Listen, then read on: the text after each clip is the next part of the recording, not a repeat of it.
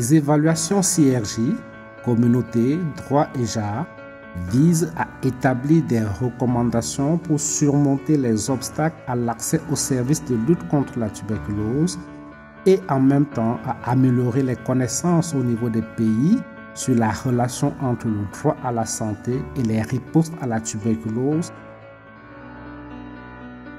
La déclaration politique de la réunion de haut niveau des Nations Unies sur la tuberculose de septembre 2018 recommande de transformer la riposte à la tuberculose pour qu'elle soit équitable, fondée sur les droits et centrée sur les personnes.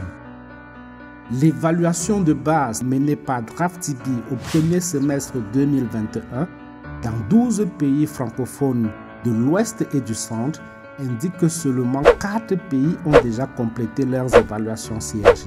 Uniquement la RDC dispose d'un plan d'action budgétisé.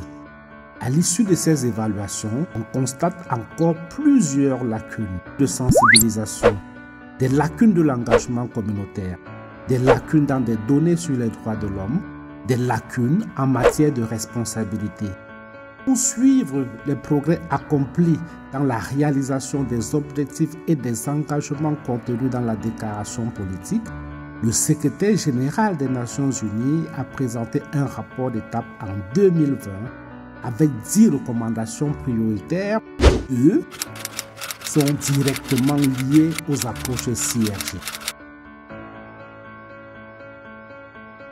DraftTB appelle les programmes nationaux de lutte contre la tuberculose et les communautés affectées par la tuberculose à travailler ensemble pour mettre en œuvre les évaluations CRJ dans leurs pays respectifs.